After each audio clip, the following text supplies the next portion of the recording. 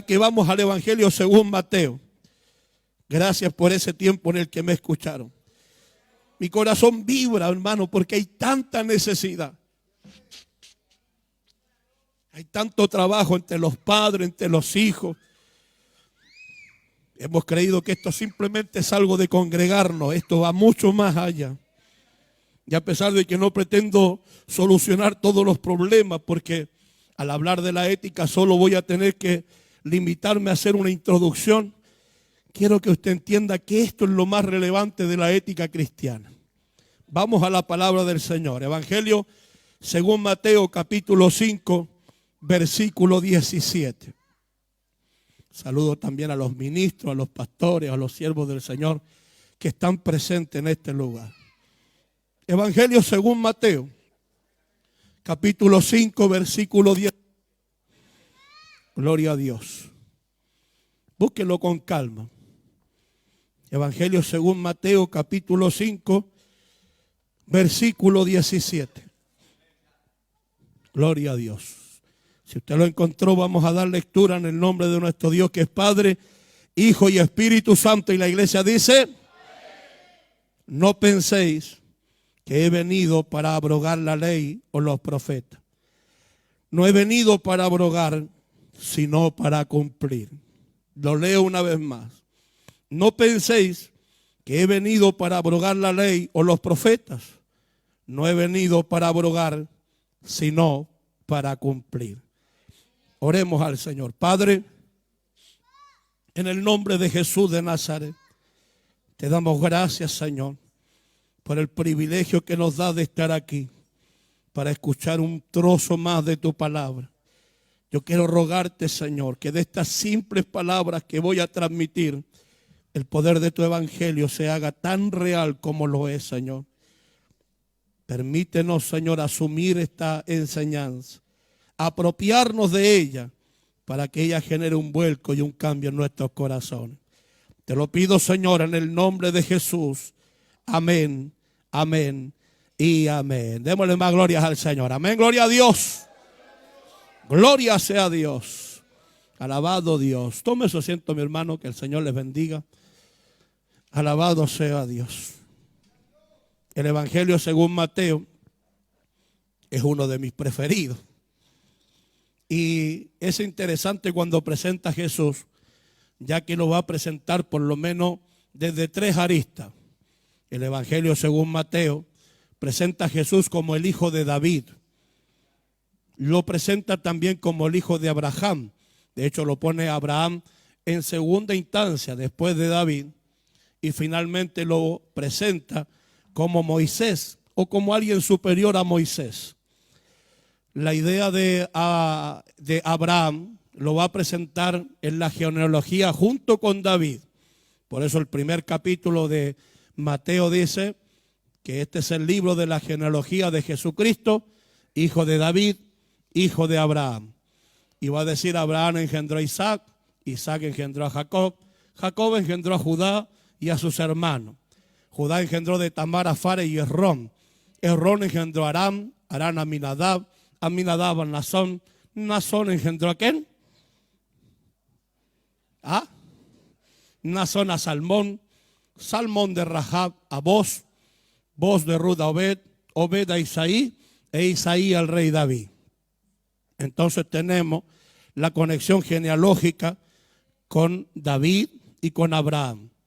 Pero en cuanto a la presentación que hace en señal de Moisés, él lo hace precisamente por las cosas que vive Jesús. Si ustedes se fijan, cuando él es gestado de manera milagrosa, el emperador de la época procura su muerte y entonces él tiene que huir a Egipto, o por lo menos lo llevan a Egipto. ¿Se recuerdan que también buscaron la muerte de Moisés?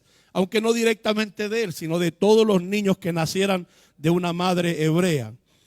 Entonces tiene que huir, lo arrojan por el río, de ahí algunos interpretan el término Ramsés o Moshe, ¿cierto? Sacado de las aguas. Aunque su nombre no es hebreo, es copto. Los egipcios le pusieron así y los hebreos lo modificaron. ¿Por qué razón? Porque su nombre original posiblemente es Ramosé, que de donde vienen las palabras Ramsés, porque él estuvo precisamente en el palacio de Ramsés. Entonces le sacan la expresión Ra, que lo declararía como hijo de Ra, y le dejan Moshe, y entonces dan la otra explicación, sacado de las aguas. ¿Ven? Aunque ustedes tienen que entender que esas explicaciones extra no son necesariamente la traducción de ese término. ¿Se recuerdan cuando la Biblia dice Ebenezer? ¿Ve? ¿Y qué significa Ebenezer? Dicen, hasta aquí nos ayudó Jehová. No, Ebenezer significa piedra de ayuda, ¿ve? Ebenezer. Entonces, piedra de ayuda, pero le dan una explicación en torno a lo que han vivido en relación a esa mención. Moisés es el sacado de las aguas, ¿pero para qué? Para luego ser llevado a Egipto y después de ser llevado a Egipto volver para libertar a su pueblo. Pero cuando vuelve a libertar a su pueblo es llevado al desierto porque lo van a acusar. Y está ahí bastantes años, 40 años. Luego se encuentra con Dios frente a la zarza y en la zarza él recibe una comisión. Tiene que venir a libertar a su pueblo. Cuando liberta a su pueblo se va 40 días y 40 noches, ¿cierto? Sobre el monte. Ahí está con Dios hablando y entonces desciende con la ley. Jesús es exactamente lo mismo. Jesús cuando nace el emperador lo quiere matar. El ángel le habla a José y le dice que se levante y lleve a Egipto a Jesús. Y cuando ya muere el faraón o el emperador en este sentido, vuelve para poder libertar a su pueblo. Él se levanta, crece, pasa entonces el periodo en el que él puede tomar un ministerio y se va por el Espíritu, ¿cierto? Pasa por el bautismo y lo llevan, según Mateo capítulo 4, a confrontar a Satanás en el desierto.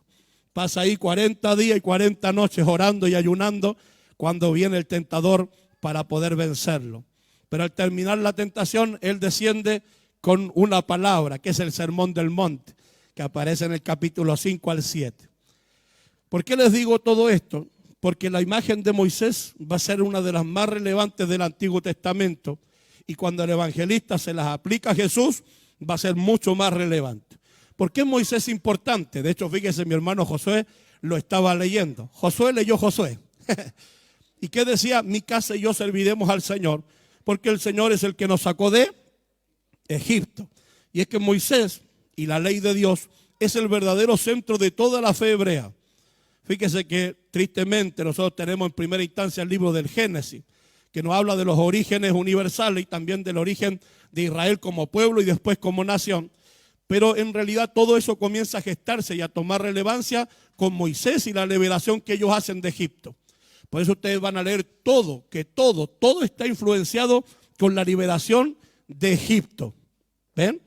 Ahora, cuando ellos salen de la liberación de Egipto, ustedes van a poder hacer el recorrido por todo el Antiguo Testamento con eso, incluso desde el mismo capítulo 1. Porque, por ejemplo, cuando en el capítulo 1 la Biblia dice, en el principio, ¿cierto? O en un principio, Bereshit.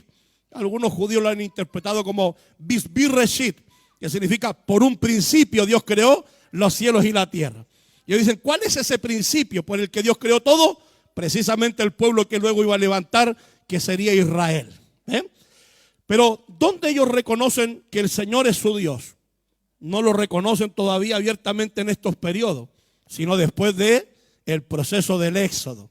Porque Dios los liberta de Egipto y los lleva al Sinaí, y cuando todos están viendo al Señor, Él comienza a declararles sus leyes. Pero ellos, ¿por qué las asumen? Las asumen porque ellos saben que Dios les ha hecho libre de Egipto. ¿Ven? Y entonces acuñan la idea de un Dios que es libertador. ¿Pero libertador de quién? Libertador del oprimido. Y entonces los lleva a una tierra para que vivan todos basados en la ley que le ha dado a Moisés. Por eso cuando Josué entra en la tierra, no se levanta un rey. ¿Se han fijado de eso? No se levanta nadie que dirija. Son los ancianos los que se reúnen a tomar las determinaciones dependiendo de las situaciones que van apareciendo en el camino. Dios ya les ha dado una ley, pero luego ellos tienen que dialogar en torno a esa ley. No se pierda de esto.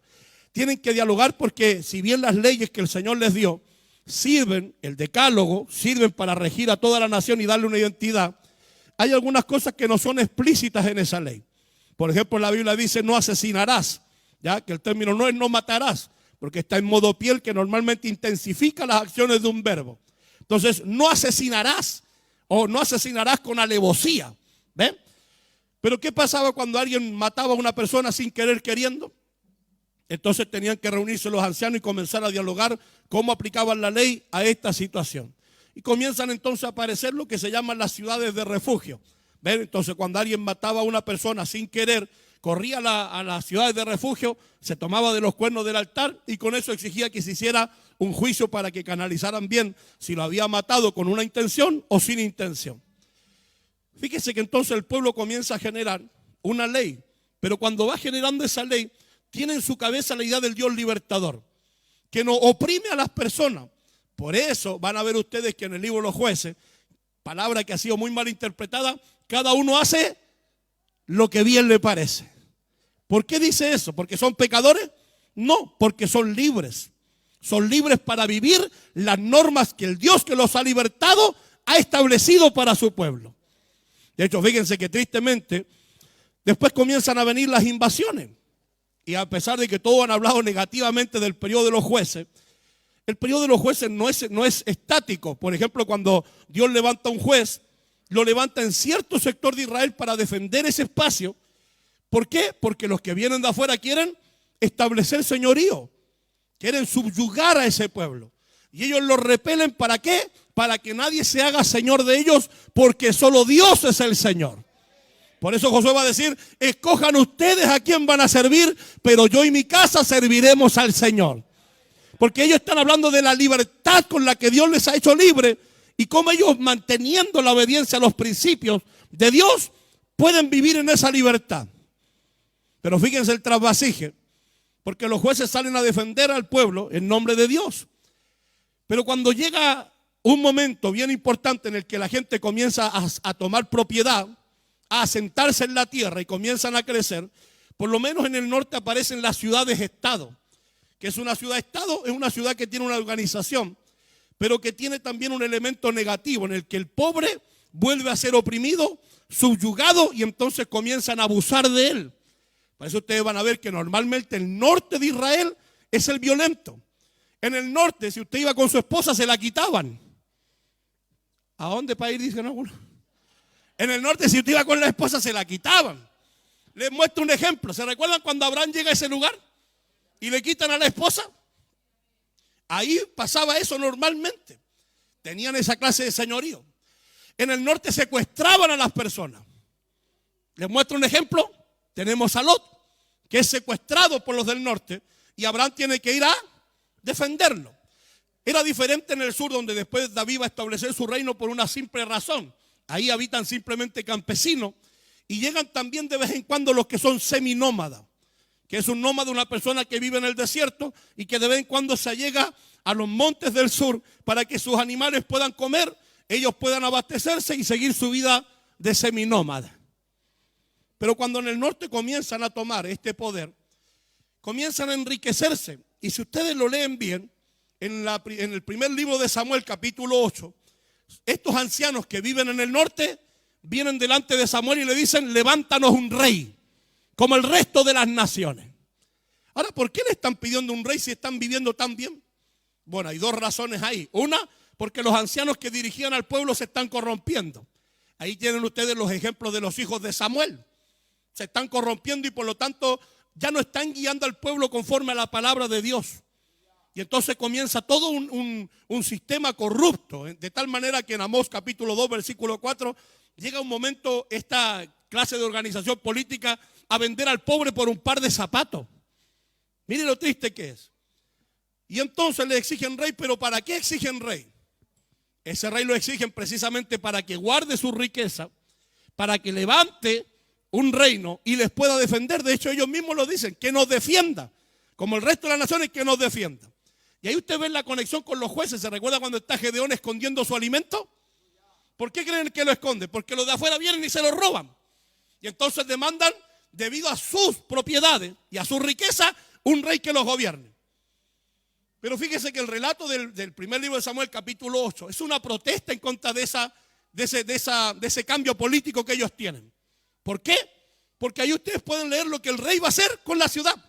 Va a tomar de lo que ustedes tienen, les va a pedir su riqueza, les va a quitar sus mujeres y les replica todo lo que ha venido viviendo las ciudades-estado. Es decir, de aquí en adelante van a ser abusados legalmente porque ustedes lo están pidiendo. Por eso Samuel se quebranta y llora porque dice, Señor, te están rechazando. él también se siente rechazado. Porque él es el que está juzgando. Pero no juzgando desde el señorío ni desde la tiranía, sino simplemente desde los principios que Dios les había entregado para que vivan en libertad y en justicia. Y que sabían lo importante que es. Por eso cuando ellos van a volver se escribe el primer libro de Samuel, capítulo 8, solo el capítulo 8. Se interpola este relato, porque cuando ellos se van cautivos a Babilonia por causa de la mala administración de los reyes, y ellos van a volver, algunos ya están proponiendo a qué rey levantar. Y entonces aparece esa interpolación del primer libro, donde ellos dicen, esto es lo que hicieron los reyes, y se niegan entonces a volver a esa clase de administración. Por eso ustedes van a ver en tiempos de Jesús, que normalmente son los ancianos los que dirigen al pueblo otra vez a través de la palabra. Pero se vuelve a repetir la historia. Los ancianos se corrompen al pueblo, abusan de ellos y otra vez vuelven al subyugamiento. Eso se recuerda en San Juan capítulo 6, versículo 15. Dice que los que estaban ahí, los celotes, querían ungir a Jesús como rey.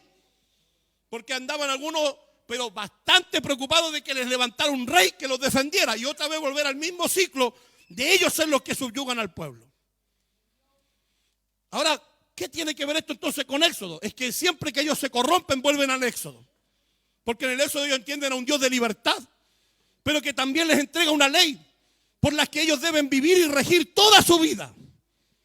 De hecho, es más, cuando usted hace un acercamiento y un análisis crítico desde lo que se llama narrativas bíblicas, el pacto de Dios no es con Israel. El pacto de Dios es con Moisés. Dios no pacta con todo el pueblo, Dios pacta con Moisés. Por eso Éxodo capítulo 24 va a decir que después que Moisés recibe las palabras, él se las entrega a todo el pueblo. Por eso es el legislador, es el caudillo, es el libertador de todo el pueblo. Porque Dios hizo pacto con él. A él le entregó las leyes para que él las hiciera regir sobre todo el pueblo. Ahora cuando usted ve el cristianismo y el Nuevo Testamento con la venida de Jesús, y a Mateo presentando a Jesús por encima de incluso el Moisés del Antiguo Testamento, nos dice a nosotros entonces algo bastante relevante. Porque ese Dios que trabaja en libertad y trabaja en justicia, tiene una relación de pacto con el Hijo. Y el Hijo la ha transmitido a todos nosotros. Y debiera entonces el pueblo cristiano tomar importancia y relevancia a todo lo que el Hijo ha dicho y ha declarado. Porque son las leyes y los mandamientos para que todo el que quiera ser verdaderamente cristiano los aplique en su vida. Ahora, ¿notaron que dije con Moisés? Ocurre entonces que desde una lectura narrativa bíblica, Dios trata con Moisés. Y es Moisés el que transmite este pacto y estas normas al pueblo. En el caso de Jesús y la imagen que nos muestra Mateo, este Moisés que es superior es Jesús. Por eso es interesante la imagen que señala. Desde aquí podemos entender que el nuevo pacto parte por una relación directa que tiene el Padre Celestial con el Hijo Celestial. A Él le mandó a hablar. Por eso ustedes van a ver el Evangelio según Juan siempre diciendo a Jesús, no hablo nada, sino que repito lo que el Padre me ha mandado a decir. Eso es lo que hacía Moisés. Lean después nada más Éxodo capítulo 19 al 24. Moisés escucha, Dios pacta con él lo transmite al pueblo y eso se hace ley para todo. A eso los teólogos le llaman la conciencia canónica. Porque entienden que lo que Dios le habló a Moisés ciertamente tiene que legislar sobre todo el pueblo. Ahora, si nosotros nos volvemos a la ley de Moisés, nos haríamos judíos. Nosotros tenemos una ley superior, que es la del Evangelio, que es la que Cristo nos entregó. Y debiéramos entonces prestar ojo, oído, pestaña y ceja, como dicen algunos, a las palabras del Señor. De esta manera entonces, podemos notar que Jesús es considerado el hijo de Abraham, en el que serían benditas todas las naciones de la tierra. Génesis 17:9 y Gálatas capítulo 3 versículos 16, que dice, hablando Pablo y usando un midrash, una interpretación de lo que se dijo. Él dice, cuando el Señor le promete a Abraham un hijo en el cual serían benditas todas las naciones, no le dice tus descendientes como hablando de muchos, sino de uno, y este es Cristo el Señor. Por eso Mateo dice que es hijo de Abraham. También es considerado el hijo de David, que va a traer un reino, pero que también esta bendición que se le promete a Abraham la hereda, pero también establece una justicia eterna. Esa es la promesa para David. Segundo libro de Samuel, capítulo 7, versículo 12 al 17. Y que se replica en la genealogía de Mateo, capítulo 1. Pero en cuanto a Moisés, también sería quien recuperaría la esencia de la ley y que renovaría el pacto con su pueblo. Deuteronomio 18:15 dice, Moisés, hablándole al pueblo, que el Señor le levantaría un profeta como él y a él tendrían que escuchar. No, escúchenlo bien, mire. A Moisés, el Moisés le habla al pueblo y dice, Dios le va a levantar profeta como yo. Y a él tendrán que escuchar. ¿Entienden el dinamismo? Por eso es que cuando en Mateo capítulo 17 Moisés aparece hablando con Jesús, ¿qué dice el Padre? Este es mi hijo amado, a él escúchenlo. ¿Se dan cuenta, no? Entonces cuando aparece Moisés y Elías en una visión, lo que Dios le está diciendo a los que están mirando ahí es que de él hablaron los profetas y Moisés. Y que él es mayor que Moisés y que los profetas, alabado sea Dios. Y que desde ahora en adelante lo escuchemos a él, alabado sea Dios. Entonces el pacto nuestro, el nuevo pacto, el pacto de la gracia, está ligada plenamente a Jesús y su relación con el Padre.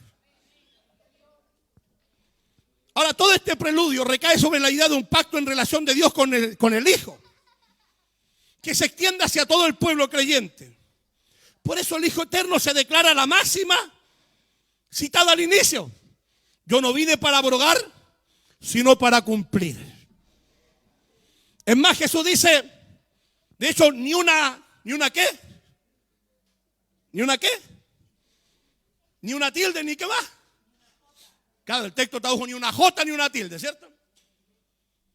En el texto, posiblemente, aunque en el texto dijo ni una iota, ¿cierto? Que es la letra I. Que posiblemente está pensando en la yod, que es la letra más pequeña del mundo hebreo. La más pequeña, ¿sí? Así. ¿Ve? Y después dice queraya. Y la queraya, ¿cómo lo tradujo? Como una tilde. Pero cuando usted sigue la expresión queraya, llega al hebreo kotz.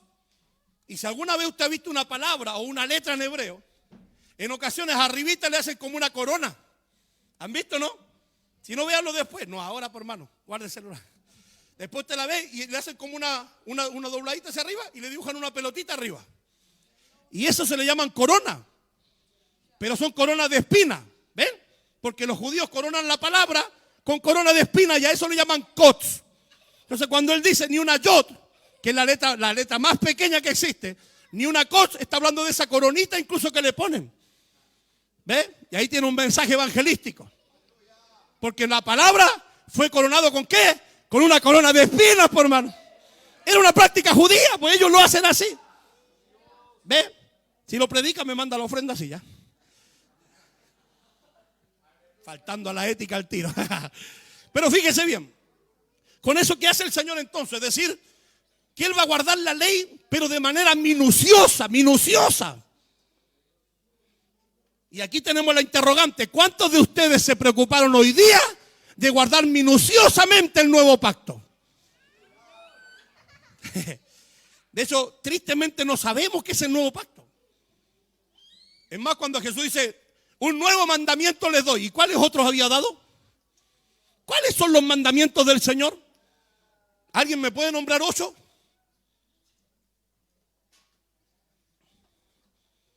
No robarás, no matarás. ¿Ve? Estamos en la ley.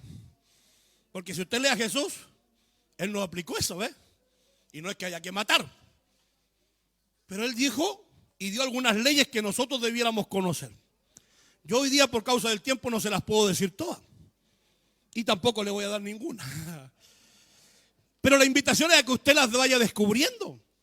Porque para tener una ética cristiana, tenemos que conocer los principios de un cristiano. ¿Ven? Por eso ahora se estarán preguntando, ¿y qué tiene que ver todo esto con la importancia de la ética cristiana para la familia cristiana? Permítame por favor explicárselo solo en 3 pasos. Solo en 3 pasos. El primer paso que quiero dar para explicárselo tiene que ver con la definición del término ética. Escúcheme bien por favor. Cuando nosotros hablamos de la ética, nos referimos a una palabra que proviene del griego efiké. Por si acaso yo no soy ni maestro de griego, sí, algo hemos estudiado pequeñamente ahí, pero somos unos neófitos nada más, ¿ya? ¿Por qué digo eso? Porque justo hoy día nos tocó que había un hermano que vivió en Israel, por más. Entonces todos le decían, oiga, él estudia hebreo. Y me dijo, ¿qué sabe de hebreo? Nada, no sé ni una cuestión. Porque estuvo viviendo en Israel, ¿cómo voy a decir que sé más que él? No. Tengo que ser sencillos con eso. Pero es importante ver estos términos. El término viene de ezique. Ezique. E-Z-I-K-E. Y es una parte, fíjese bien, de la filosofía que logra reflexionar sobre la moral. Por eso en ocasiones recibe el nombre de filosofía moral. Ahora, cuando nosotros hablamos de la moral, nos referimos a un término que proviene del latín, que es mos. Mos. Y que significa, mire esto que interesante, carácter o costumbre. Es decir, que la ética está ligada a su carácter. ¿Ve? Y a su costumbre. No obstante, a pesar de que los dos términos son diferentes, parece ser que el término latín mos tiene su origen en moris.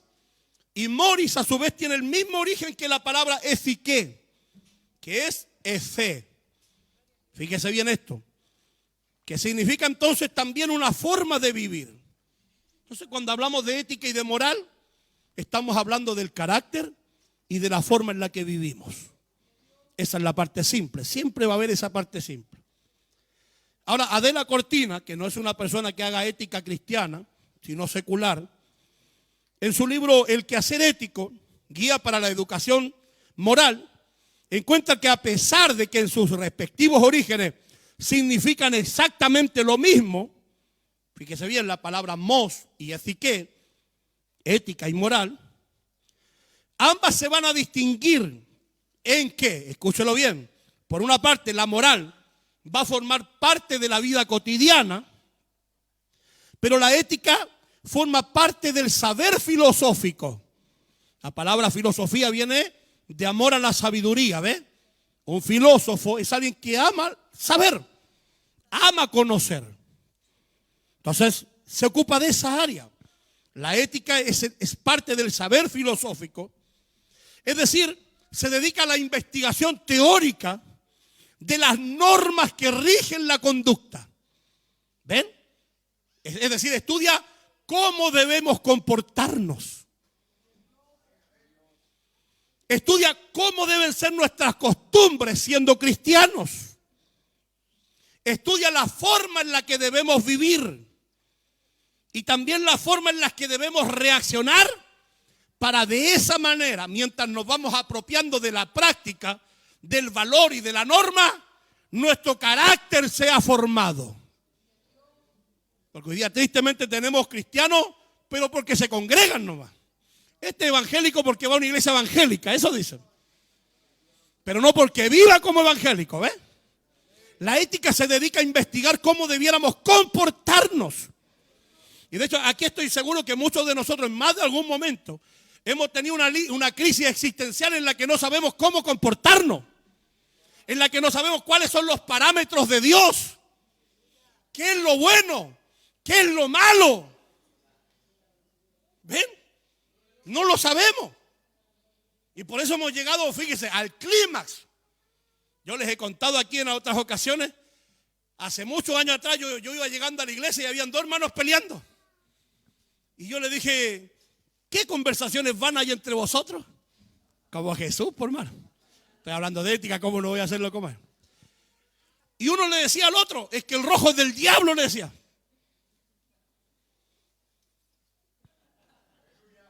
Entonces, nosotros no podemos usar el rojo, ¿sí? Porque el rojo lo usan los brujos. Y el otro le decía, pero hermano, si el Señor creó todos los colores. Y como yo venía llegando, dijo, ¿qué piensa usted? Yo le dije, yo lo que pienso es que tienen que irse para adentro a alabar a Dios y dejarse de estar peleando por necedades. Entonces, fíjese que como no tenemos claros los patrones, dividimos las aguas y empezamos a opinar. Pero la mayoría de las opiniones no están basadas en la Biblia. ¿Qué hago con mi hijo en cierta situación? De hecho, no solo los padres hacia los hijos ¿qué hacen con el padre en cierta situación? No sabemos qué seguir. No sabemos cómo reaccionar. Por eso los llevo de vuelta a Jesús, porque los judíos saben qué hacer en cada situación porque conocen profundamente la ley de Moisés. Los padres se dedican constantemente a transmitirle los principios y los campos de reacción en su vida para formar carácter creyente. Pero usted le pregunta a un hijo de un cristiano qué debe hacer en esta situación y no tiene idea de qué debe hacer. A lo más le van a decir, hay que orar. Y está bien, tiene que orar. Pero eso no es todo. No es todo. Y entonces nos vemos atrapados. De hecho, estoy seguro que muchos padres dicen, ¿qué hago con mi hijo? ¿Qué hago con mi hija? Ya no aguanto más. Porque como no saben los medios, los campos de acción, las normas, entonces se ven sobrepasados en ocasiones. Entonces, por una parte invertamos normas que nunca han existido en la Biblia y por otra parte no sabemos qué hacer en determinados momentos. Y es aquí donde ya yo pudiera terminar el mensaje. Hasta aquí nomás. Porque con esto los estoy invitando entonces a comenzar a reflexionar nuevamente en la persona de Jesús, en el establecimiento de su reino y en las normas que Él transmitió para la iglesia. ¿Ven? Eso debiera ser nuestro trabajo más profundo. Porque por eso se llama ética cristiana. Porque está basado en las normas de conducta que Jesús nos enseñó. Y si el Evangelio se encarga de presentar a Jesús como alguien superior al Moisés del Antiguo Testamento, nosotros debiéramos prestar mucha atención a las normas que Él nos ha transmitido. George Eldon Ladd, en su libro El Reino de Dios, dice que de hecho, a pesar de que Jesús corrobora y respalda las enseñanzas de Moisés, los lleva al clímax, los lleva a la esencia. Por eso usted va a encontrar que los judíos, por ejemplo, interpretaron el adulterio de la siguiente manera. Mateo capítulo 5. Ustedes oyeron que fue dicho, ¿cierto? No adulterarás. Y el judío entendía que no adulterar era no caer en el acto sexual con otra mujer o no tomar una mujer que no le perteneciera. Pero Jesús dijo, el que la mira y la codicia ya adulteró con ella en su corazón. Y ahí ya varios hombres tienen que pasar al altar. Porque son corruptos, son pecadores. Y como para ellos es normal, dicen, ay, es que esto es normal, es la naturaleza humana. Sí, es la naturaleza humana. Pero el cristianismo se le enseña a tener control eficaz sobre esos instintos animales. El problema es que cuando el joven empieza a experimentar eso, no sabe qué norma seguir.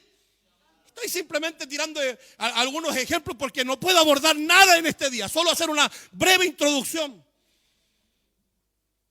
Y es aquí, fíjese, donde Jesús cobra total sentido en la definición. Porque desde dónde nosotros extraemos las normas. Fíjese, yo por misericordia nomás del Señor, llevo 23 años sirviendo al Señor. Y he conocido de toda clase de creyentes. Creyentes que dicen, el Espíritu Santo me lo dijo. Otros que dicen, es que yo creo. Otros es que mi pastor me enseñó así. Pero muy pocas veces dicen, es que esto es lo que la Biblia nos muestra a nosotros. ¿Ven? Y ya les voy a decir por qué se genera ese problema. Pero ¿desde dónde nosotros traemos nuestras normas? Pues desde la relación que la Biblia hace entre Jesús, el Padre y el nuevo pacto. Ya que a pesar de que muchas personas piensan que vivir la gracia no demanda una vida diferente, están equivocados. De eso aquí mismo hay sentado gente que dice, no, yo pequé en la mañana, pero como Dios me ama voy a ir igual a la iglesia. Ahora con esto no estoy diciendo que deje de venir, siga viniendo. Hasta que se arrepienta de verdad y se convierta. Pero Dios nos demandó, fíjese una cuestión interesante. Cuando Cristo muere en la cruz del Calvario por nosotros, no solo muere para redimirnos de nuestros pecados y de la potencia del pecado en nosotros, sino además para devolvernos la capacidad de la vida que Dios quiere que vivamos. En la cruz Cristo rescata la vida planificada por Dios y nos imparte vida en nuestro interior para que con esa fortaleza espiritual vivamos para Dios y su reino. Y con eso ya desaparecen todas las excusas que yo soy humano, es que yo soy mortal. Y comienza la vida de desafío, de práctica, de poner en práctica lo que Él nos está enseñando. Mi obispo Abraham Martínez un día dijo, todos ponemos en disciplina si alguien cae en fornicación, en adulterio, pero ¿qué pone en disciplina al enojón de la iglesia? ¿Qué pone en disciplina al que anda peleando con todos los hermanos? Porque eso no es un patrón bíblico, ¿no? ¿Qué dijo Jesús? Que debían amarse unos a otros, amarse. No, algunos entendieron que debían lastimarse.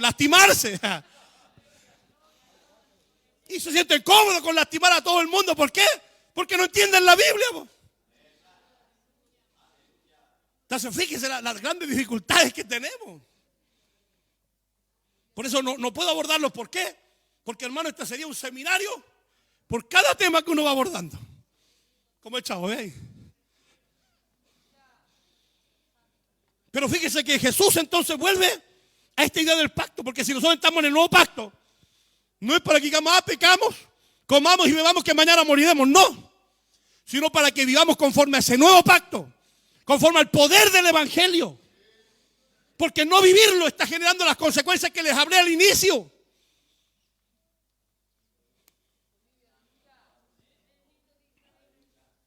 La Biblia sí nos invita a nosotros a reconocer en Jesús normas de conducta que cada miembro de la familia debe seguir. Por eso Pedro declara en su primera carta, capítulo 2, versículo 21, ejemplo nos dejó el Señor. La frase ahí es hipogramon. Hipogramon era lógicamente la forma en la que ellos aprendían a escribir. Le ponían una letra original, encima un papel de mantequilla y ellos iban marcando. Y así aprendían a dibujar.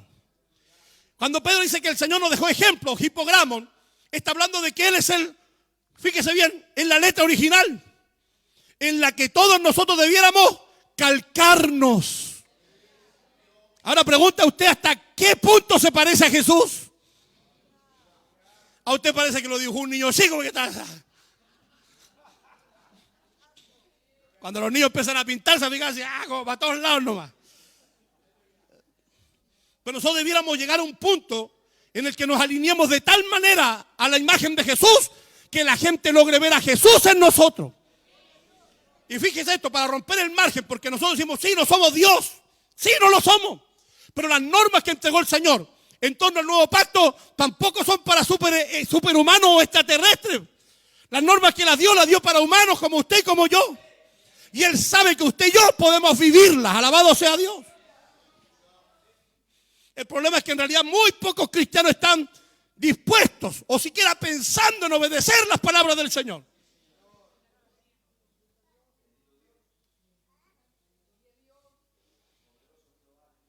Jesús es la fuente. Así como los judíos decían, Moisés dijo, usando una metonimia, es decir, refiriéndose a Él y señalando el pacto. Cuando nosotros decimos Jesús dijo, también hacemos el mismo dinamismo entre el poder del evangelio, del nuevo pacto y Jesús. El problema es que a pesar de que muchas familias reconocen siempre esta frase, Jesús es mi todo. En ocasiones yo doy una que otra clase y le digo a los alumnos, ¿qué es Jesús para usted? Jesús es mi todo. ¿Ve? Y usted, yo creo que alguna vez lo ha dicho. Jesús es mi todo. ¿Mi todo qué? Mi todo. ¿Mi todo qué? Mi todo. Todo, pues, todo del hebreo, todo. Porque no tienen explicación. Ya le voy a explicar por qué llegamos a eso. Entonces el primer punto es que nosotros no extraemos la norma. No extraemos nuestra ética de aspectos antropológicos, ni humanos, ni sociales. Los extraemos de Jesús. Los extraemos de lo que Él hizo, de cómo Él vivió. Pero muy pocos incluyen los valores cristianos en las distintas situaciones que les toca vivir como familia. Reaccionan más como mundanos. Reaccionan más como le enseñaron en el colegio. Y sobre todo, nuestro carácter ni se parece al del Señor. Hemos olvidado que el mismo Señor dijo esta frase, escúchela bien. Mateo capítulo 11, versículo 29, aprended de mí. Algunos dicen, no, yo aprendo de los errores. De los errores no se aprende, se sufre. ¿Ven? De hecho, fíjense que en el mundo judío hay 3 clases de aprendizaje. ¿Ven? Están los necios, los tontos, los estúpidos, que eso no aprenden nunca. Pero esos son los que inventan las canciones tropecé de nuevo con la misma piedra. Porque hay gente así, pastor, me caí, ¿y a dónde? Ahí donde mismo la otra vez. Pero si yo te dije que te fueras por el, es que no me di cuenta. No aprenden nunca. Las micros de esos hermanos, de esa gente viene cayéndose por los lados, así va. Las micros de los estúpidos se caen, pero se cae la gente. ¿Han visto otros países cuando vienen arriba del techo? Así va la micro de los imbéciles. Está también la micro de los inteligentes. Los inteligentes son los que por lo menos tropezaron y aprendieron, ¿ves? Esa ya por lo menos queda 1 o 2 asientos. Pero está la vía de los sabios, de aquellos que siguiendo los patrones de la palabra del Señor no tropiezan, no caen ni sienten necesidad de conocer el error para aprender de la palabra de Dios. Y esa es de los sabios. Va el chofer y 2 más sentados. Porque fíjese que de hecho muchas madres y padres dicen esto: no, yo prefiero que mi hijo conozca el mundo para que después cuando se convierta de verdad. Pues. Y después llega la hija a la iglesia con 2 hijos, un esposo que le pega. Pero conociste el mundo, le dice. Y fíjese que usted se ríe, pero eso es lo más triste que nos toca vivir. Porque después cuando llegan a la iglesia son las personas que más nos cuesta tratar. Porque vienen destruidos, deshechos, hermanos, bien despedazados. Y es precisamente eso lo que las normas éticas de Dios quieren evitarnos. Porque cuando vivimos las normas éticas del Señor, vamos a sufrir consecuencias porque el mundo se opone a las normas éticas, pero siempre vamos a salir airosos y en victoria. ¿Cuántos dicen amén? Pues cuando usted tenga un problema, lo primero que tiene que pensar es: ¿qué principio bíblico aplico ahora? Pues la verdad es que honestamente usted lo hace. ¿Qué principio bíblico debo aplicar ahora? Le vienen a pegar y te dice: ¿qué principio aplico? La iglesia debe saber que para que haya una correcta ética y una ética cristiana tenemos que volver a Jesús. Tenemos que volver a mirarlo en relación al nuevo pacto, que no dejará fuera las normas que rijan nuestra conducta, sino que por el contrario lograrán afectar y construir en nosotros un carácter cristiano, ¿ves? Porque las normas cristianas le van a costar, mi hermano, cuestan. Pero cuando usted las empieza a practicar, usted las va a ir dominando y se van a hacer parte de usted. Ahora, el problema que tenemos es que a veces uno dice: ya, Dios nos dio 30 leyes, voy a poner un ejemplo. Pero en un año cumplí una nomás y me desilusiono y digo: entonces tampoco cumplo la que cumplí. El judío piensa a la inversa. El judío tiene 613 mismos, tiene 613 mandamientos. Y que comienzan apenas abren los ojos, porque abren los ojos y tienen un mandamiento: rezar el Modeaní. Rezar el Modeaní, que es una gratitud al Señor. Baruch Hashem Adonai Elohei no me deja olam. Gracias te doy, Señor, creador del universo, porque me devolviste el alma. O sea, abren los ojos y ya están cumpliendo leyes. Usted abre ojos y ya está el celular pegado ahí. No, ellos abren los ojos y piensan de inmediato que tienen que obedecer al Señor. Algunos no se han sacado ni las lagañas y tal. El WhatsApp. No, estas personas piensan en cómo empezar a obedecer apenas abren los ojos. Y de hecho, fíjense que son tan minuciosos que según la cosmovisión que tiene el judío, ellos el hemisferio derecho es el hemisferio de la misericordia. Y el izquierdo, es el hemisferio del juicio. Y de ahí nace la expresión: me levanté con el pie izquierdo. Porque cuando ellos se levantan con el pie izquierdo, se levantaron ¿bajo qué? Bajo juicio. Esa es la idea que tienen. Entonces se acuestan, pegan la muralla, la cama a la muralla para que cada vez que se levanten, con el derecho, ¿ves? Por eso David decía: cada día son nuevas tu misericordia. Y cuando se van a poner los zapatos, ¿qué zapato creen que se ponen primero? El de la misericordia, por hermano. Después se pone el del juicio. Y cuando van a empezar el día, ¿qué zapato creen que se amarran primero? ¿Cuál? El del juicio, po. Porque amarran el juicio para seguir su día en misericordia. ¿Ven? Ahora, cuando uno ve la vida del judío, piensa en la vida de Jesús, porque así de minucioso era él. Ahora, si nosotros somos imitadores de Jesús el Cristo, debiéramos ser así de minuciosos. ¿Qué pasó? ¿Se fueron? Se me taparon los oídos. Si nosotros somos seguidores de Jesús, debiéramos procurar cumplir las leyes que Él nos dejó de esa manera minuciosa. ¿Ven? Ahora, cuando yo comienzo a practicarlo, me voy adueñando. El judío dice: tengo 613, este año me voy a dedicar a esta, que es la que más daño me hace. Y comienza a apropiársela hasta que la vence. Y después al otro año se propone otra.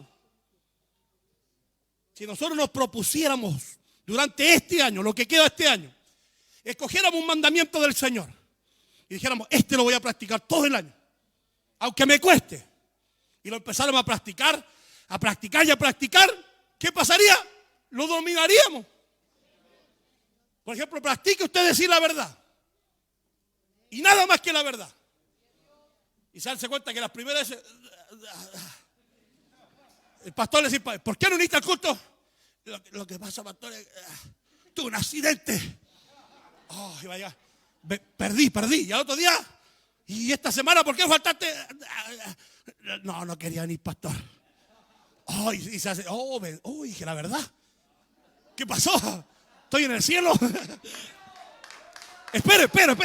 Y después, ¿qué va a pasar? Va a venir otra vez. Bueno, y esta semana, ¿por qué no viniste?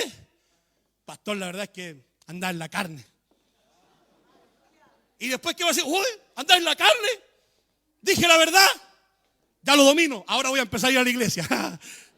Para que el pastor después diga, ¿por qué no viniste? No, ahora estoy yendo. Entonces el pastor lo dice, ¿y ahora qué? Le pregunto. Si ahora viene a la iglesia y dice la verdad. Porque fíjese, si eso pasa, yo empiezo a practicar. Los expertos dicen que después de 40 días, algunos dicen más, otros menos, de practicarlo, usted se le hace una costumbre y comienza después a volverse un valor y un principio en su vida. Pero se ha fijado esas personas que son buenos para mentir y mienten por todo. No tienen ni necesidad de mentir, pero como están acostumbrados a un principio y un valor, mienten por todo. Se queda temprano para la casa para ver televisión y dice, pastor, es que mi esposo es un hijo del diablo. Y cuando llega a la casa, ¿y por qué tú estás tan temprano en la iglesia? Y todos piensan que el esposo es el hijo del diablo y ella quiere ir a verse tele para la casa. Fíjense que las personas que son cristianas y que quieren vivir un carácter cristiano, esto es lo primero que deben entender. Que si somos cristianos, el carácter cristiano, la ética cristiana se funda en Cristo el Señor. La primera carta de Juan capítulo 2, versículo 4 al 6 dice así. El que dice estar en Cristo debe vivir como Cristo vivió. Aunque usa la metáfora del camino, dice debe andar como Cristo anduvo. Esa es la metáfora de la vida, ¿ven? En hebreo le llama derech. Entonces esta idea de la transitoriedad de la vida está hablando de cómo me comporto, cómo me conduzco. Y es aquí donde los padres tienen que ver cuál es su conducta. Y fíjese que un día estábamos hablando con una mujer y le asombró porque yo le dije, mire, cuando uno ve una familia, lo lindo de Dios es que Dios es un padre y Jesús es un hijo. Entonces, Él puede educar a los padres y Él puede educar a los hijos, ¿ves? Entonces, ¿dónde encuentro la ética? En Dios, pues solamente en Dios y no necesito nada más. Ahora cuando lo maquillamos con opiniones, con doctrinas, con dogmas, hermanos, vamos de mal en peor. Y por eso que aquí está el segundo punto. ¿Cuánto tiempo llevo, hermano? Ustedes no me toman el tiempo, ve que... Fíjense, el segundo paso que quiero dar para explicárselo tiene que ver con la pedagogía. Con la pedagogía, la forma en la que yo estoy transmitiendo la educación. Fíjense esto, por favor, présteme atención porque este punto es bastante interesante. Cuando yo hablo de pedagogía, me refiero a la forma en la que se transmite y se enseña los principios, los valores y la conducta de un creyente. ¿Ven? Volvamos a Moisés y a Jesús. Cuando usted lee Deuteronomio capítulo 6, versículo 4 al 9, aunque puede leerlo desde el versículo 1, se va a dar cuenta que los que enseñan, primero deben saber la ley. ¿Ven? Ahora, sin ánimo de menospreciar a nadie ni menoscabarlo. En nuestros púlpitos normalmente ponemos a gente que está recién aprendiendo a leer la Biblia. Recién está aprendiendo y ya lo tiramos ahí. Como tiene carisma, como grita un poco, como salta más que yo, porque yo estoy más viejo, más guatón, entonces vos andas a saltar al púlpito. Pero cuando vemos el dominio que tiene de la Escritura y de la realidad de la iglesia, nos damos cuenta que cometen graves errores. Por eso es que la Biblia dice que el que enseña no debe ser un neófito. Y neófito literalmente es ignorante. Es decir, no debe ignorar la Biblia, no deben ignorarla. Y debe tener tal expertise que el que enseña la Biblia tiene que tener respuestas para las situaciones de la vida. ¿Ven? Por eso aquí volvemos a esto. Deuteronomio lo primero que muestra es esta frase: estos son los mandamientos del Señor. ¿Qué le dice a usted? Que el pedagogo, que el educador debe saber claramente cuáles son los mandamientos del Señor. ¿Ven? Por eso el Señor en una ocasión le dice a los discípulos: no se hagan maestros muchos de ustedes, porque uno es su maestro. Y entonces los hace volver a las palabras de Jesús. No es que no se levanten maestros, sino que en Israel, cuando se levantaba un maestro, el que seguía después como maestro tenía que simplemente replicar las enseñanzas del primer maestro. Por eso cuando los discípulos se critican o critican a Jesús, dicen: este no pertenece a ni una escuela. Porque esas escuelas que ellos tenían reconocidas venían directamente de Moisés. La nuestra tiene que venir directamente de Jesús. Por eso el que enseñe tiene que saber profundamente qué significaron y qué quiso decir Jesús cuando habló. ¿Cómo la ven? Ya es difícil. Ya es difícil. Dan ganas de que todos nos bajemos y no predique nadie y nos pongamos todos a estudiar. Porque de verdad que es difícil. Porque de aquí yo puedo declararle vida como puedo declararle muerte con un simple, fíjese, con un simple o una simple, expresión de una norma. Dios permite esto, ¡pua!, destruir la iglesia.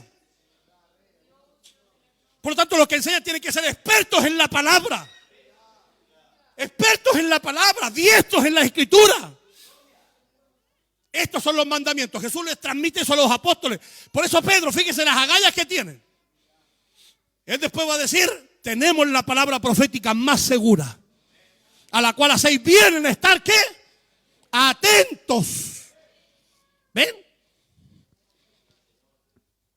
Pero además, en esta transmisión pedagógica de los mandamientos se va a incluir una didáctica. La didáctica tiene que ver con elementos que nos ayudan a la enseñanza, para que lo entienda de manera fácil. Tengo un objetivo que lograr y tengo algunas herramientas que me ayudan a que esos objetivos se desarrollen. Ahora estamos hablando de Deuteronomio, por hermano, bastante antiguo. Pero miren cómo parte. Dice: la repetirás. Y fíjese que el mecanismo más antiguo de pedagogía es ese, por repetir. Repetir. ¿Se acuerda cuando usted estaba en el colegio? Eso le hacían repetir cantando. Mire, siga conmigo. 1 por 1, 1. 1 por 2. 2 por... Ya, pues sigan, no repitieron nunca. 1 por 1. 1 por 2. 1 por 3. Siga, siga. ¿Ves? Se lo saben de memoria, pues si así lo enseñaron a nosotros. Ahora nunca nos hicieron pensar por qué 1 por 1 era 1. Pero repetíamos, 1 por 1 es 1, 1 por 1 es 1, 1 por 1. Y después 1 por 1, 1. ¿Por qué? Porque así me enseñaron. Y no estaba mal porque era 1.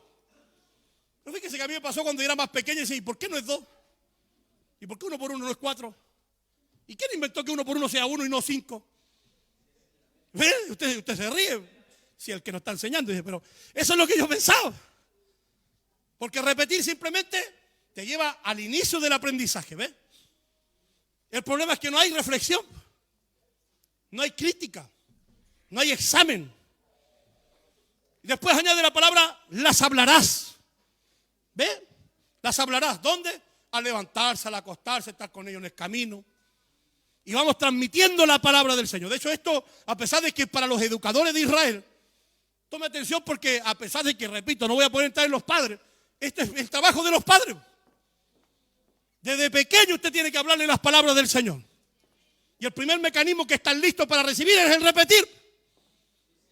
Repítale. Mire, mi sobrina canta el feliz cumpleaños en hebreo. Y a donde va, dice: oye, pero tú te lo sabes en hebreo, cántalo en hebreo. Y dice: Alon Julede, no se lo sabe, John Julede. Yo le dice: Alon Julede. Y digo: no es Alon Julede, es John Julede. Y se lo repito. ¿Cómo? Pero la otra parte, Sameach, se la acuerda. Pero la primera la distorsiona, ¿ves? Alon Julede dice. Entonces, John Julede. Pero ella ya va memorizando, ¿ves? Y a pesar de que no entiende la dinámica, ya sabe la expresión, ¿ves? Pero cuando yo voy hablando con ella, digo: así no es. John significa día. Sameach significa feliz. Feliz día, feliz cumpleaños. Ella empieza ahora a tener una reflexión de la expresión que está transmitiendo. ¿Se dan cuenta, no? Ahora fíjese que cuando se las hable, después se las atarás en sus manos. Es decir, que haya, aparte de repetición, la práctica de la Lectura. Honestamente, hermano, ¿a su hijo le gusta leer? No le gusta leer. ¿Por qué? Porque usted no le enseñó a leer. Si usted le hubiera enseñado a su niño a leer desde pequeño, usted tendría un buen lector. Y no me refiero a que se ponga a leer bestsellers, me refiero a que lea la Biblia. Que ame la lectura de la Biblia. Entonces hay que llevarlo a que ellos mismos lean. Porque ya repiten, dialogan, ahora leen. Fíjese bien. Y las atará en su frente. Y en las puertas de su casa y en las puertas de la ciudad. Eso dice Deuteronomio. A esto Jesús le añade un nuevo método. Que según Joacín Jeremías, que es un exégeta del Nuevo Testamento, a pesar de que no todos están de acuerdo con esta declaración, él dice que Jesús inventa el método de las parábolas. Y ese, hermano, a mí me encantan las parábolas de Jesús. ¿Por qué razón? Porque fíjense bien que estas tienen la capacidad de llevarnos a reflexionar en las verdades del reino. Pero no nos dicen abiertamente qué es. Mi tesis de maestría fue en torno a las parábolas. ¿Ven? Las parábolas del reino según Mateo capítulo 13. Y una cuestión interesante es que Jesús lanza una parábola y deja la reflexión al pueblo al que está escuchando. ¿Y sabe lo que pasa con eso? Que empiezan a darle una capacidad crítica en la que él deja de ser el educando o el alumno y termina volviéndose el profesor. Porque comienza a participar de la clase y a también transmitir desde su conocimiento información al profesor. Por eso fíjese bien, hoy día usted se dará cuenta, o quizá algunos no, pero la pedagogía cambió en los colegios. Antiguamente todo era repetir, porque estaban dictando y apenas uno cansaba de escribir, apenas. Hoy día el profesor se levanta, hace una pregunta y todos tienen que opinar en torno a ello. Reflexión crítica. De hecho, se ha propuesto la idea de en esas mismas preguntas investigar quién aprende mejor y cómo aprenden. Y aparecen las teorías de la educación o de la, fíjese, enseñanza, teoría de la enseñanza, que procuran investigar cómo aprenden los que están aprendiendo. El problema es que nosotros no nos damos ese trabajo de ver cómo aprende mi hijo. Porque a veces soy demasiado radical.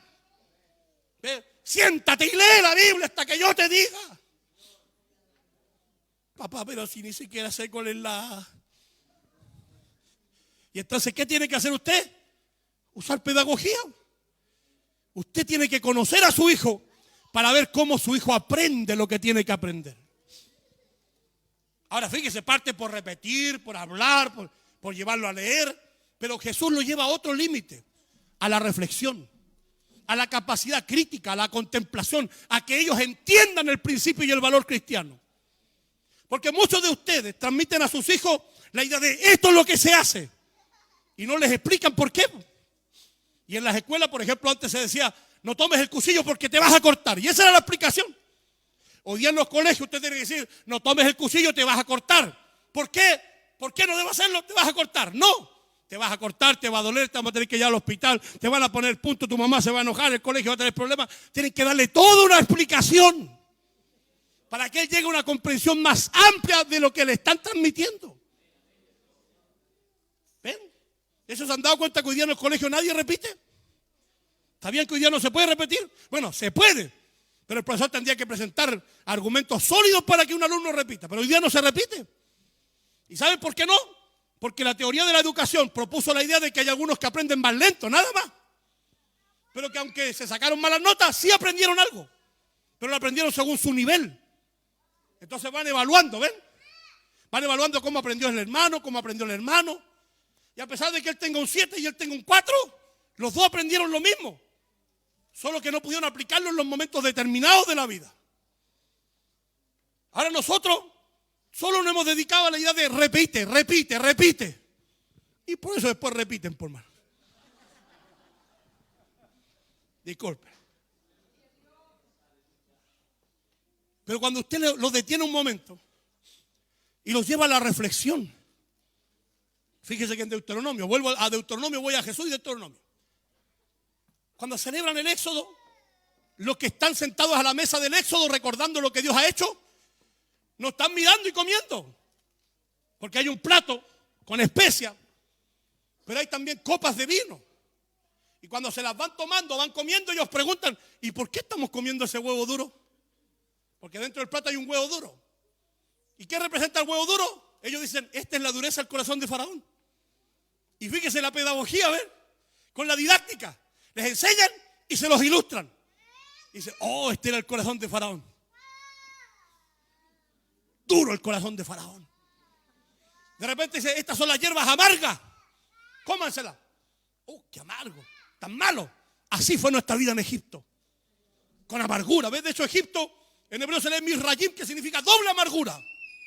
Nos fuimos doblemente amargos, así como esa hierba, peor estábamos. Y ellos piensan, oh, ¿de dónde nos sacó el Señor? Después se comen la pata del cordero. Este fue el sacrificio por nosotros. Y después se toman las copas de vino. Usted no vaya a tomar vino ahora, por más. Y una de las copas, son 4, tiene la idea de presentarles a ellos de manera didáctica que ellos fueron esclavos, entonces se toma así, ¿ves? Inclinados en la mesa. Y otra se toma así. ¿Por qué? Porque una de las copas significa la esclavitud que tuvieron. Y otra de las copas representa la libertad con la que Dios los hizo libres. Y fíjense que cuando los discípulos, imagínense esto es una cuestión extraordinaria, hermano. O por lo menos para mí. Porque cuando Jesús toma la copa que representaba la libertad de Egipto, los apóstoles tienen que haberle preguntado, ¿qué significa esa copa? Y ojo que el Señor no habla de la sangre, no habla del vino. San Fijal dice, esta copa es la sangre del nuevo pacto. Y dice, esta copa, no habla de ese vino, no dice el vino, dice la copa. Porque para el judío la copa representaba la libertad. Yo le dice, hoy día esta copa representa algo nuevo. Es el sacrificio, es mi sangre derramada, que por vosotros será vertida. Imagínense el golpe en la conciencia de los discípulos. Habían escuchado el Pesaj por años, pero ahora lo están escuchando de una manera diferente.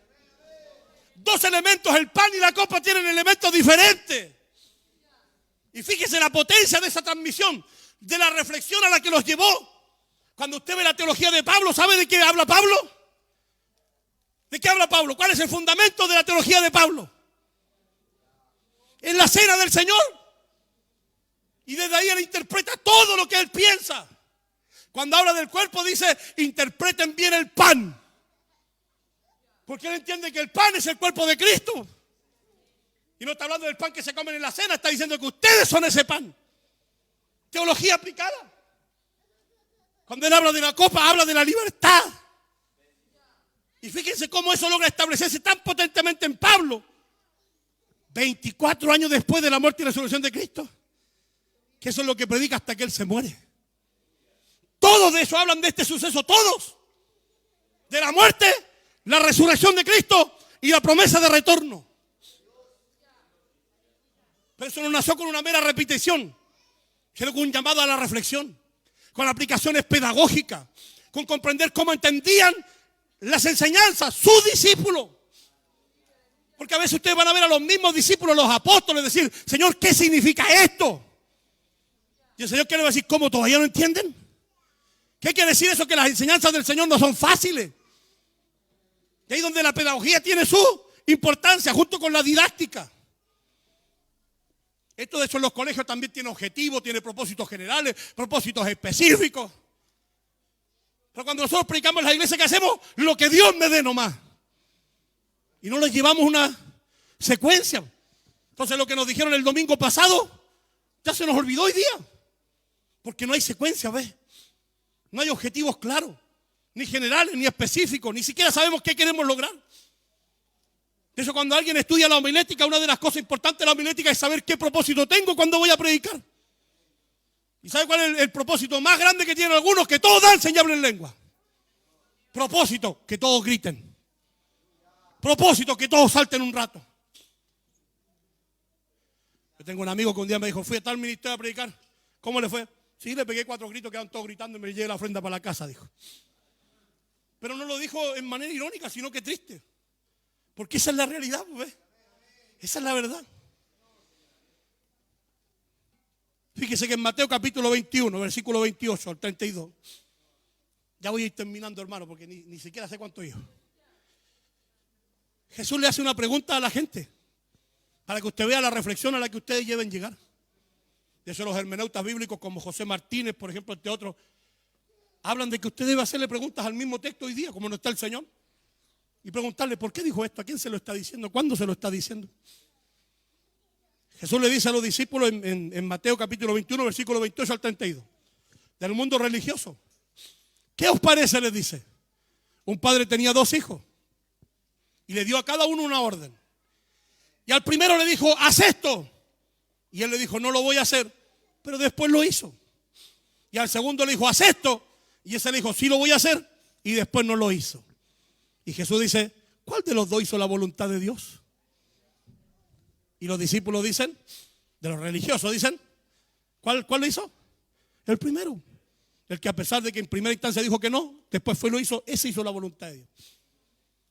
Y fíjese lo que hace, el Señor hace que ellos respondan.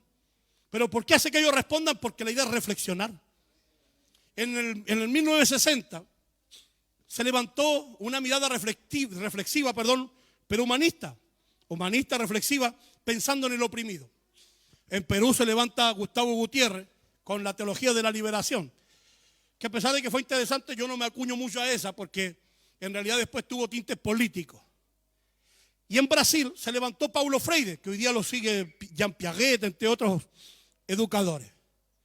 Y a estos sujetos, fíjese bien, se levantó con lo que se llama la pedagogía del oprimido. Y a pesar de que, vuelvo a repetir, ambas tienen tintes políticos, por eso no me inclino plenamente a ellas, sí dieron un aporte interesante de volver a llevar a la gente a criticar su fe, pero no criticar en el sentido de negarla, porque algunos empiezan a pensar y lo primero que estudian es cómo negarla. Por eso ustedes van a ver en YouTube cómo es tan atractivo la idea de que nunca te enseñaron esto en la Biblia. 5.000 reproducciones. Esto es lo que dice la Biblia. 2 reproducciones y un like. Porque a la gente no le interesa perfeccionar su conocimiento de la fe que ha arraigado por años, porque ya no lo educaron en la casa. Entonces los padres perdieron tanto tiempo que no hay cómo educarlo, y entonces ahí se levantan estas pedagogías y teologías. Que fíjese bien, ¿por qué se levantan? La teología de la liberación y la pedagogía del oprimido se levantan porque ellos, mirando la humanidad y reflexionando sobre el oprimido, entienden que lo que ha llevado a que el oprimido esté en esa condición es que no sabe. Mire, escúchelo bien, es que no sabe. Eso es todo. Por eso una persona puede ser oprimida porque no sabe. Por eso ustedes van a ver la palabra de Jesús cuando dice, y conoceréis y seréis libres. Porque el que sabe es verdaderamente libre. Pero el que sabe ¿qué? La palabra del Dios que libertó a Israel y que nos libertó a nosotros. Y entonces caminamos en libertad sin que nadie nos subyugue más que el Señor. Y sin ánimo de subyugar tampoco a nadie. Porque la idea es ser libre. Ahora, la teología de la liberación propone la idea de dedicarse al oprimido. Pero como estoy hablando de la pedagogía, me llama la atención, a pesar de que Paulo Freire ya está distanciado, pasado de moda, le repito. Hoy día otros están haciendo el análisis de la pedagogía. Él dice 3 cosas que son relevantes. Primero, es que nosotros hemos mantenido una pedagogía llamada autoritaria o no autoritaria. La autoritaria es aquella que simplemente reconoce que el que está delante sabe. Ve, aquí yo soy el único que sé. Todos ustedes son puros ignorantes que tienen que excusarme a mí. Esa es no yo, ellos. Entonces, el profesor transmite la idea pensando que ustedes no saben nada. Y entonces no les da participación. No les da el espacio reflexivo ni crítico para empezar a reflexionar por qué debo aplicar esas normas. ¿Ven? Y eso, ¿qué hacía? Subyugar al educando. Está la no autoritaria, que a pesar de que es igual de autoritaria que la primera, esta segunda le establece normas de que él le está diciendo. ¿Se acuerdan ustedes cuando le pegaban con la regla en las manos? Cuando nos tiraban las patillas. Hoy día los cabros no los pueden tocar, pero en nuestro tiempo nos pegaban reglazos, hermano. Y yo iba a la oficina y la directora decía, ¿tu mamá o la regla? Y yo decía, no, la regla tiene más misericordia. Porque con una mano me estarás hiriendo con la otra. Porque mi mamá no tiene piedad. Ya, y la regla, y vamos reglazo allá. Ándate para la sala, con así una mano y teniendo que escribir. Nos ponían en cuclillas, ¿se acuerdan? No, así. Nos quedábamos más gorditos, hermano. Sufríamos con ese castigo. A tirarla. Pero fíjense que llegó un momento en que los mismos jóvenes empezaron a rebelarse a ese sistema. ¿Y por qué? Porque claro, lo hacía sentir en subyugamiento. Y en realidad no les enseñaba nada ni los aportaba nada. De hecho, fíjese esto, porque el Estado es el que dirige esa educación. Por eso el Estado que esté de turno va a exigirle a los colegios que den cierta clase de educación. ¿Por qué? Porque esa clase de educación subyuga al Estado a los educandos. Y entonces, ¿qué hace? Generan productos para el Estado. ¿Y sabe que en la iglesia está pasando lo mismo? Generan esclavos, puros zombies. No sé si vieron un video hace poco que salió aquí en el metro, que iban todos apretados así y uno empezó, Imhotep, Imhotep, y todos empezaron a repetir, Imhotep, como cuando van los zombies ahí en la momia, ¿ves? Y es exactamente eso lo que pasa. Y por eso cuando ellos se confrontan con alguien que ha entrado en el plano de la reflexión y los quiere extraer de la fe, ellos acceden porque simplemente están acostumbrados a recibir, ser enseñados y subyugados con la enseñanza, pero no a reflexionar ni a pensar. Por eso los jóvenes lo primero que hacen es irse detrás de los amigos porque no tienen capacidad reflexiva, no tienen libertad. El que les diga algo, a eso se van a esclavizar. Por eso que aparece la educación llamada democrática, en la que si bien el profesor transmite la enseñanza, considera la crítica del alumno. Y entonces el alumno se vuelve también el educador y es copartícipe de la enseñanza. Copartícipe de las enseñanzas. En el que incluso el que está enseñando se vuelve en ocasiones educando.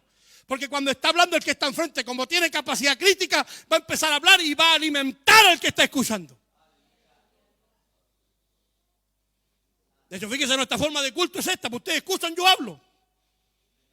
Pero ni uno de ustedes tiene opinión. Pues nadie puede estar en contra mía porque pobrecito. Una, porque yo soy karateca, le digo al tiro. Y dos, porque hermano José es muy grande. Pero no estoy hablando de esta capacidad crítica para que usted se vaya a la iglesia. Yo creo que usted tiene que llevar a esta capacidad crítica y a esta interacción de la pedagogía para que el niño vaya asumiendo con razones, con fundamento y con argumentos por qué debe vivir de esa manera. ¿Cuántos dicen amén? Y cuando ellos entienden por qué, nada lo va a conmover. Porque tienen argumentos, tienen solidez, han reflexionado que este es el mejor de los caminos. Y entonces cuando tengan que vivir algo, van a reflexionar. De hecho va a pasar que en muchas ocasiones no van a saber qué hacer. Y se van a detener, no van a actuar a lo loco. Se detienen, reflexionan, piensan, meditan, van a la Biblia, piensan en Jesús. ¿Cómo me desenvuelvo ahora? ¿Cómo desarrollo una respuesta? El mundo se les viene encima, pero ellos están quietos porque saben que una de las enseñanzas es mantener la mansedumbre y la templanza. Y están ahí quietos, tranquilos. El mundo, los amigos, todo el sistema los está agobiando y ellos entonces de pronto, ¡pum!, van a encontrar la norma para seguir. Y van a decir, yo soy cristiano. Y esto es lo que pienso y esto es lo que vivo porque estos son mis argumentos. Y lo van a decir donde quiera que estén. Alabado sea el Señor. El problema es que nosotros hemos enseñado a la gente a repetir cosas nomás. No a reflexionarlas. No a repensarlas. Y cuando las reflexionamos, desde aquí entonces saltamos a la práctica. El libro de los Hechos, capítulo 1, versículo 1. Cuando Jesús es enseñado por Lucas a Teófilo, él parte con esta frase. Dice, estas son las cosas que Jesús anduvo, ¿qué?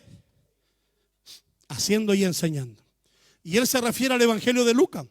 En el primer tratado excelentísimo, Teófilo, te enseñé lo que Jesús anduvo haciendo y enseñando. Y ahora el libro de los Hechos se llama Praxis ton Apostolon, la práctica de los apóstoles. Porque después de usted llevarlos a la reflexión, a la crítica, enséñeles a practicar. Hace poco salió un video, no sé si todos lo vieron, en el que venía una china y pasó el torniquete en el metro y el niño pasó por detrás y pegadito. Y la china lo tiró la oreja así, usó educación autoritaria, y lo tiró para el otro lado. Paga el pasaje, le dijo. Ahora, algunos de ustedes pasan y dicen, gloria a Dios.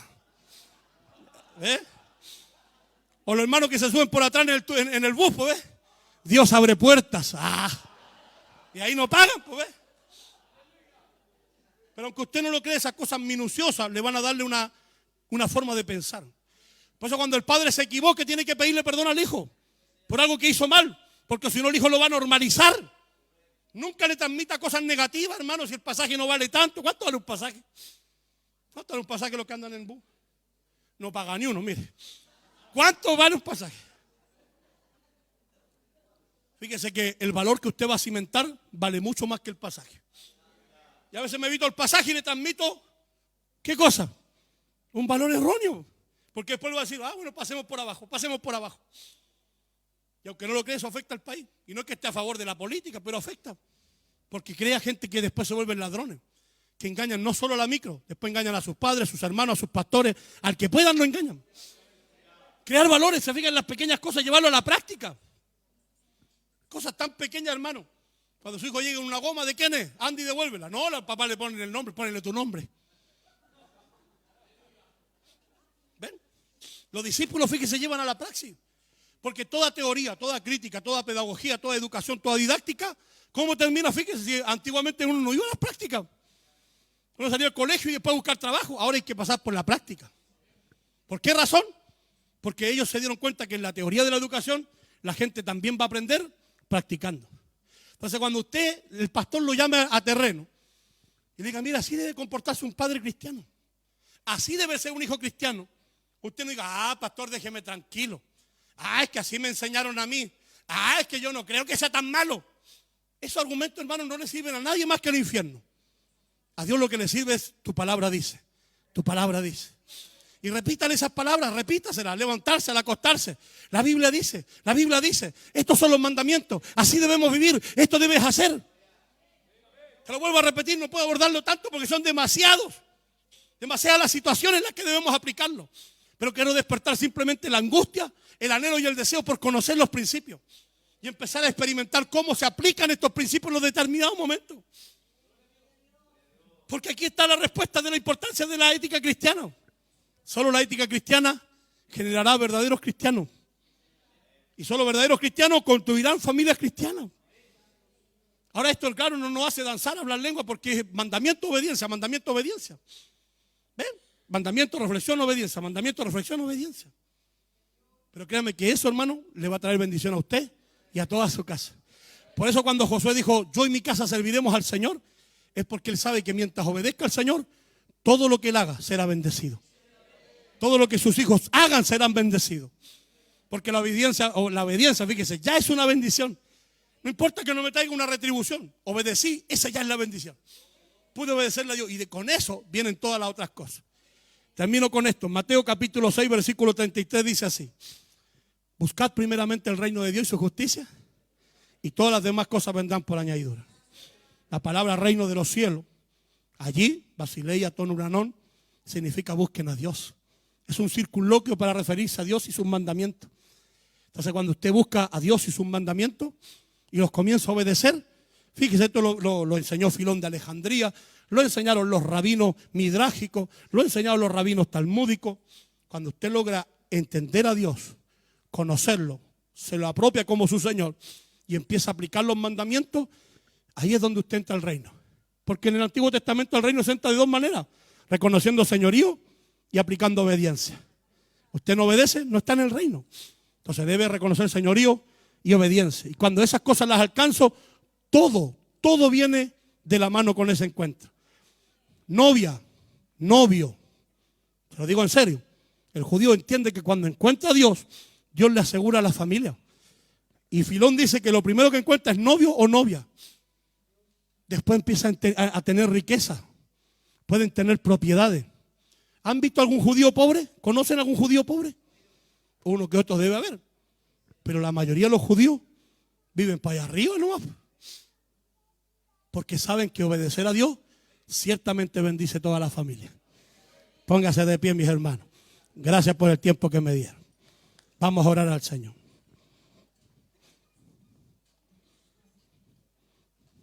A pesar de que es una breve introducción, agradezco a Dios que aquí se estén dando charlas de familia. Nosotros en la iglesia estamos tratando de llevar a la familia también a vivir bajo los principios. Y los días martes estamos hablando de la ética cristiana. Y los domingos de los diseños y los propósitos del Señor.